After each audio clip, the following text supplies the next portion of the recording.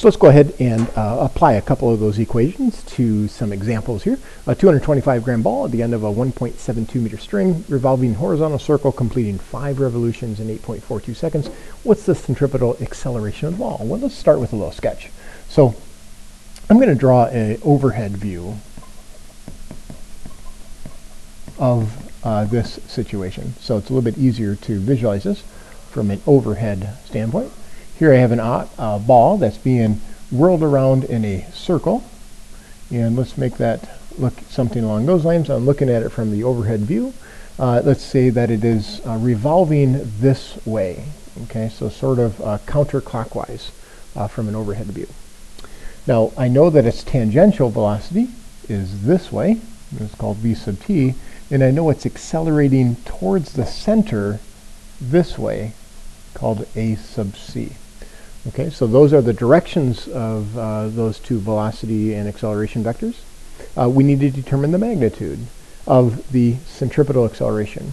Now I have two ways in which I can calculate that. V tangential squared over r, or 4 pi squared r over t squared. And these are sort of talked about in another slide, in another video. Now I want to take a look at this 5 revolutions in 8.42 seconds. That's describing its rotational rate, if you will. So this is completing 5 revolutions in 8.42 seconds. I want to see if I can take that and relate it to this thing called the period. Okay?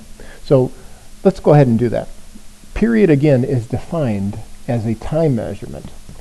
T is the time to complete one cycle. Well, what this is the time to complete 5 cycles. So what I would do is I would take that 8.42 seconds and divide that by 5 revolutions to get 1.68 seconds. That value is the period of that motion. Okay, so I'm going to use that period now and this equation to be able to calculate a sub c. So if I want to find the value of the centripetal acceleration, it'd be 4 pi squared. That radius is 1.72 meters. And I'm going to divide that by the period squared, which would be 1.68 seconds squared. And when I go through the calculations there, I'll see that I get about 24.1. And if we take a look at the units, there's meters in the numerator, there's seconds squared in the denominator, so that'd be 24.1 meters per second squared. That would be the magnitude of that centripetal acceleration. Now this is different than the accelerations that we looked at before. The speed is not increasing or decreasing at 24.1 meters per second every second. That's not what's happening here. This acceleration is inward towards the center of the circle. Now, it's not changing its speed, it's changing its direction. We need a way of dealing with the magnitude of that change in the object's direction. And that's how we would find that. Let's take another one over here. We have a speck of clay at the edge of a potter's wheel, turning at 37 RPM. So let's draw that little potter's wheel here. So something along these lines. And let's try that one more time. That doesn't look very much like a potter's wheel. Let's try that again. There we go. That's better. Usually we would take the vase of some sort and place that in the center of that potter's wheel. And in this particular case, we see that there's a speck of clay that's located some distance away, r, use the lowercase r there, some distance away from the axis of rotation. Now, for this particular problem, we assume we have some sort of accelerometer here. We're saying that the centripetal acceleration is inward at 2.3 meters per second squared. Now, this thing is rotating at, let's see, 37 RPM. So it's rotating like so at 37 revolutions per minute. And in this particular case, I would like to know what is the distance, right, from the axis of rotation. Now let's take a look at that 37 RPM, and let's see if we can't figure out the period. How does the period relate to 37 RPMs? Right? I want to look at that.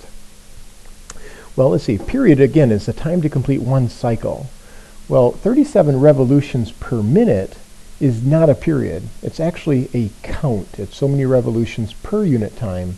What I want is so many seconds per cycle. So those are different things, but I can find it. T can be thought of as a time element, 60 seconds, that in that time I can complete 37 revolutions.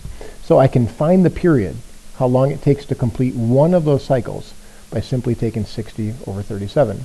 That's about 1.62 seconds. So that would be the period of that clay's motion about that axis. Now, if I want to find the radius, let's go ahead and just use a sub c is 4 pi squared r over t squared. I see that r there, and I'm looking for that value. So let's isolate that variable. Multiply both sides by t squared. Divide both sides by 4 pi squared. Plug in some numbers there. And let's see, 2.3 meters per second squared multiplied by a time of 1.62 seconds squared divided by 4 pi squared. And what you'll see when you do that calculation is you get about 0.15. The units, check the units there, make sure they reduce to the right value. We see that's meters per second squared multiplied by seconds squared, and I get 0.15 meters. Okay, so there you go. A couple of examples showing you how to use one of the equations for centripetal acceleration.